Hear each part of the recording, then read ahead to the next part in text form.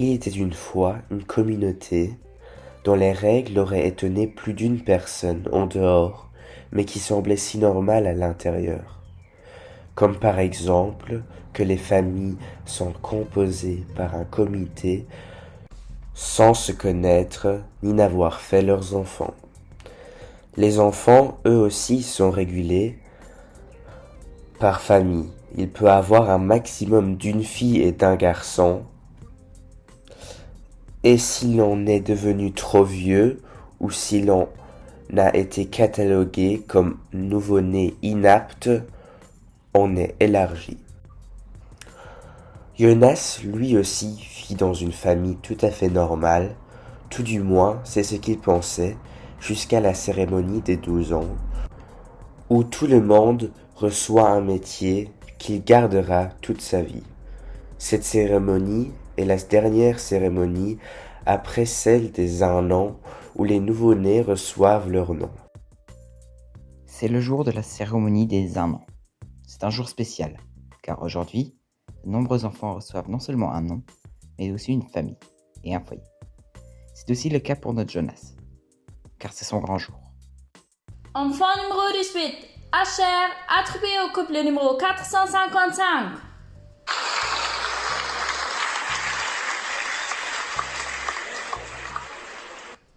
Enfant numéro 19, Jonas, attribué au couple numéro 636.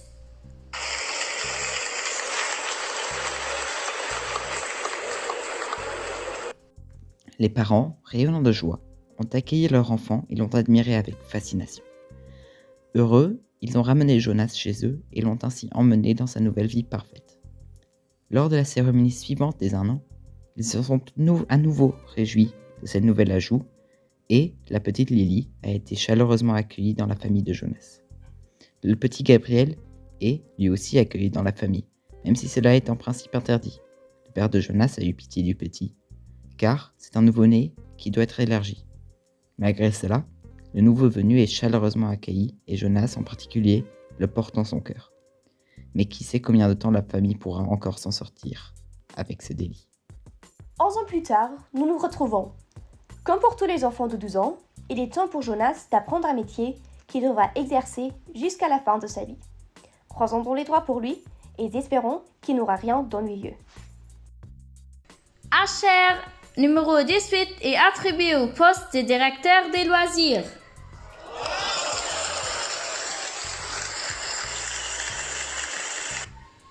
Marie, numéro 20, est attribuée au poste de mère porteuse.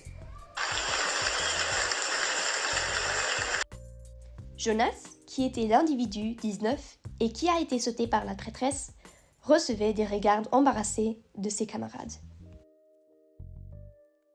Pourquoi m'as-t-il sauté? Qu'est-ce que j'ai fait? Silence! Vous avez probablement remarqué que je n'ai pas cité Jonas. Eh bien, c'est pour une bonne raison. C'est que le numéro 19, Jonas a attribué à un rôle très spécial au sein de notre communauté.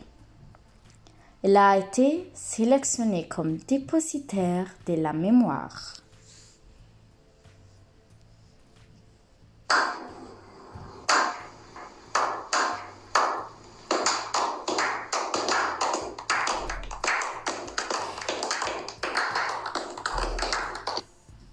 Jonas ne comprenait pas.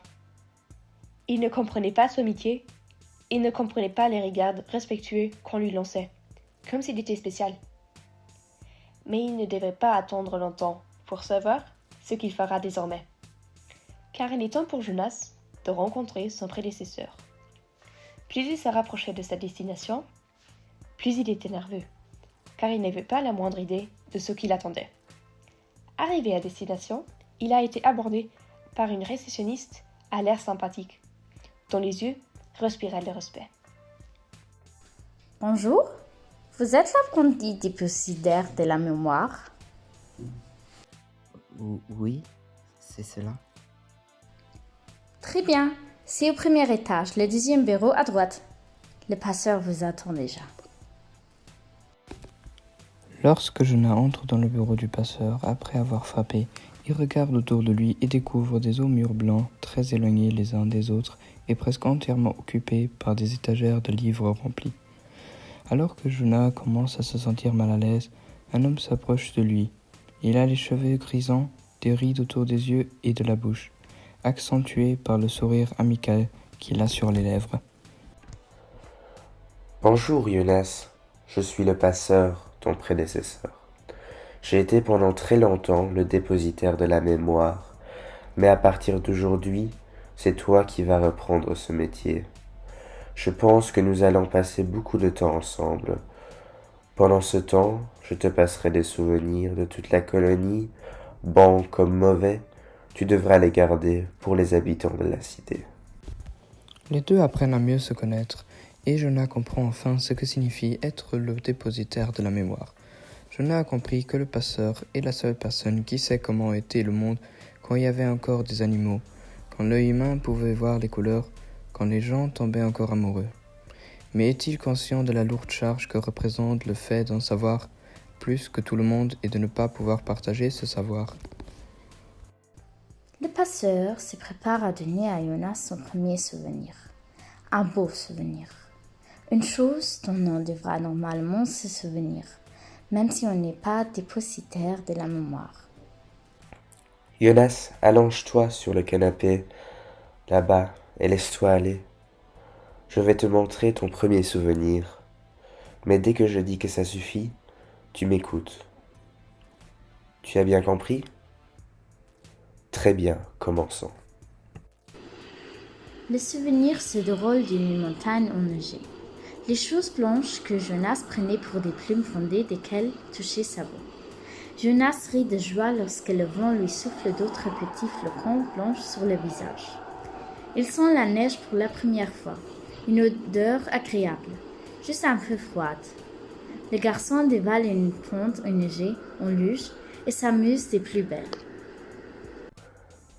C'est fini maintenant. Sors. Le souvenir se termine et Jonas se retrouve dans le bureau du passeur. Les joues rouges de froid ou de joie. Et là, il le sent. Cette sensation lui colle à la peau et se niche dans son fort intérieur.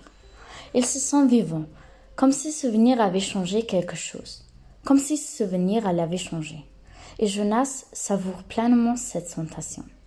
Mais cette vivacité n'apporte pas que du plaisir, car il voit désormais tout d'un autre œil et commence même à douter des décisions de ses parents. Jonas est de plus en plus confronté à des souvenirs douloureux qui le font se sentir de plus en plus seul. Il apprend également l'existence de la guerre et en est choqué. Puis un soir, il fait une découverte qu'il ne dit même pas au passeur.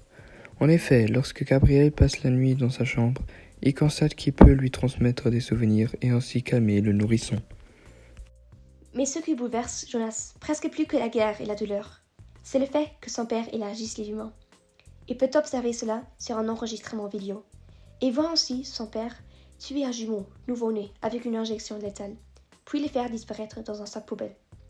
Il est bouleversé et a l'impression que son cœur va éclater. Le garçon refuse catégoriquement de rentrer chez lui, et c'est ainsi que le passeur planifie sa malédiction avec Jonas.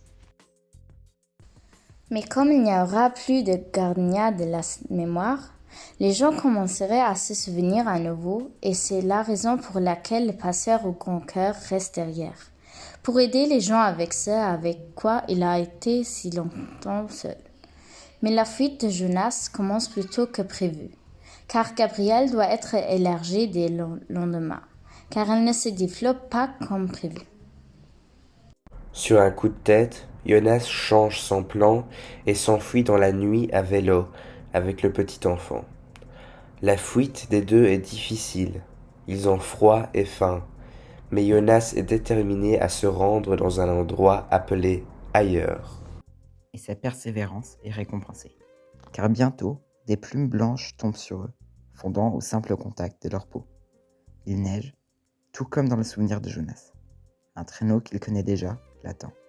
Comme par magie, le traîneau semble le conduire vers sa destination, vers laquelle il a toujours été attiré, vers l'ailleurs où se trouve son avenir et son passé.